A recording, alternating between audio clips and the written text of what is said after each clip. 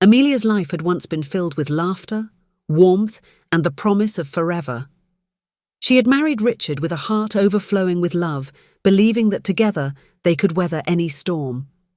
For years their home echoed with joy, and their children, Emma and Daniel, were proof of that love. But somewhere along the way the light dimmed. The man who once looked at her as though she was his entire world began to turn away. His voice grew colder, his hands less tender, his eyes wandering far from the life they had built together. At first, Amelia denied it. She told herself he was tired, stressed, distracted by work. But late at night, when she lay awake in the silence, she knew the truth. She was no longer enough for him.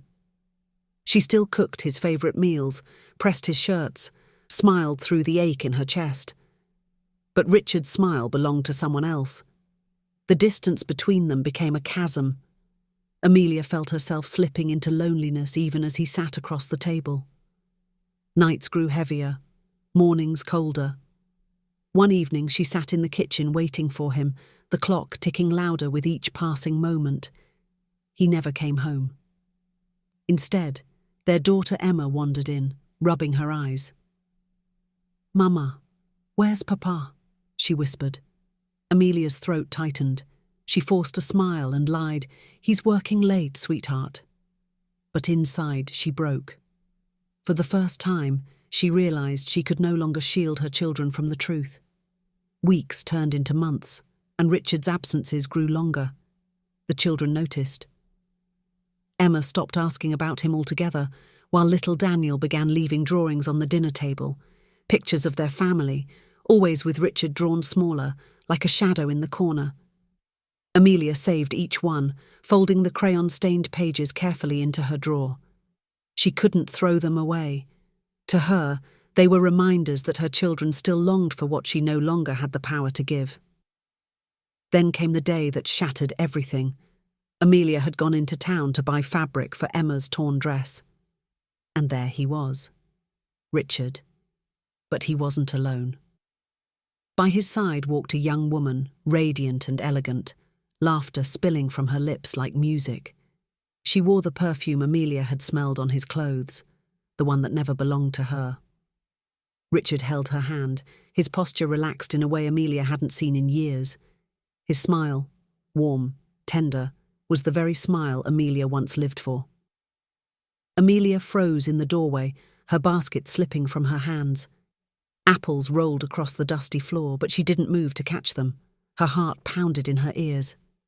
The young woman noticed her, and for a moment their eyes locked. Pity flickered in the girl's gaze. She knew who Amelia was, and yet she clung tighter to Richard's hand. Finally, Richard looked up. Their eyes met. 1,000 words passed between them, but he didn't come to her.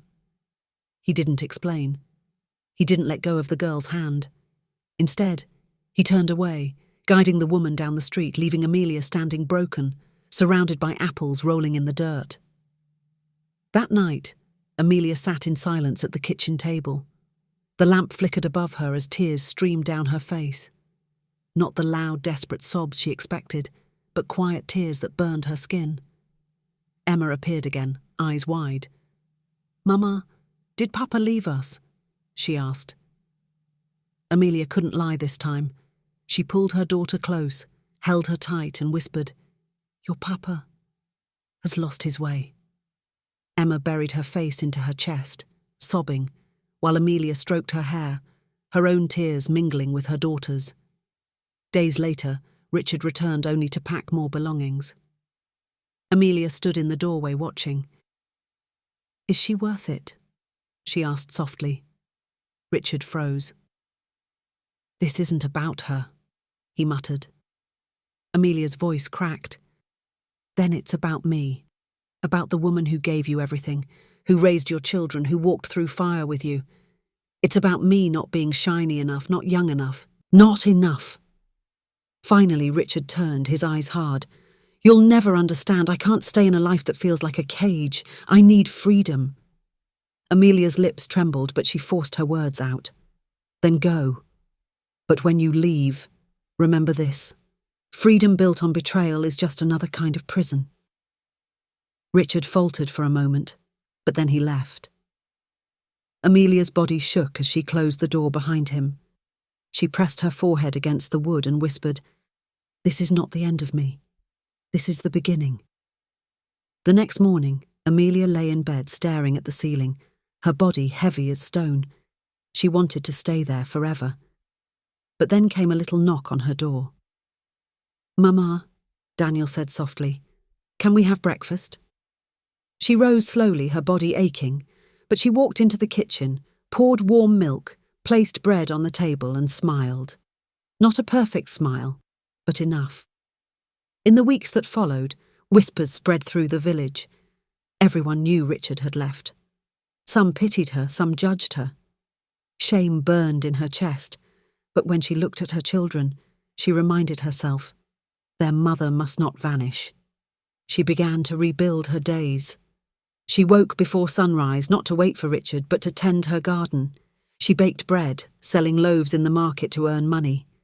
The first time someone paid her, a coin resting in her palm, she felt something stir inside her, a reminder of her worth. At night, when the children slept, Amelia sat by the window staring at the moon. She asked herself, "What do I want?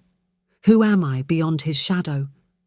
The question scared her, but deep within a spark whispered, "You are more than what you've lost." One evening she stepped into the old chapel. The flicker of candles surrounded her as she sank into the last row. She didn't pray for Richard's return. She whispered, "Give me the strength to rise, not for him, not for them, for me." For the first time she felt as though she wasn't completely alone. She found an old notebook and began to write.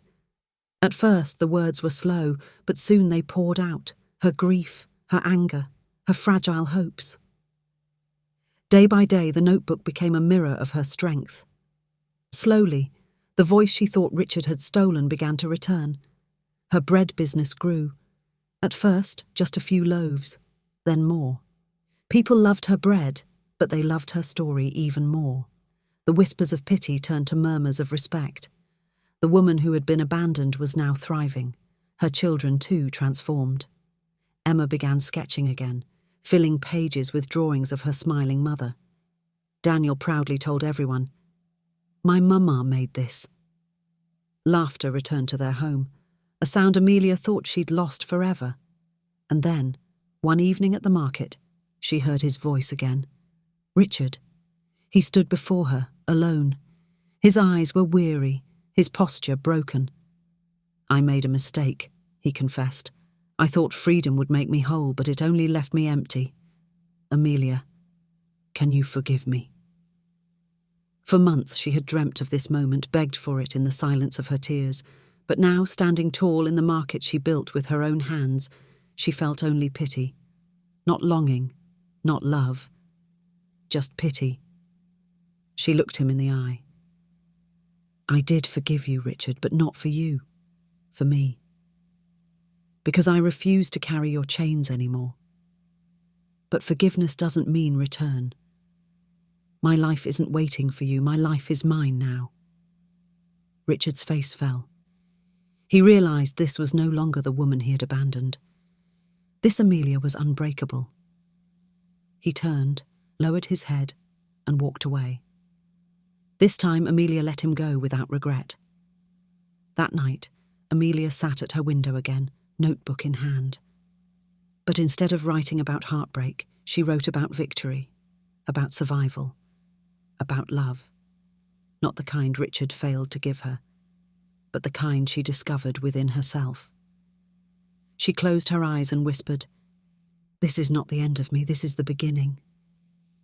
And for the first time she truly believed it.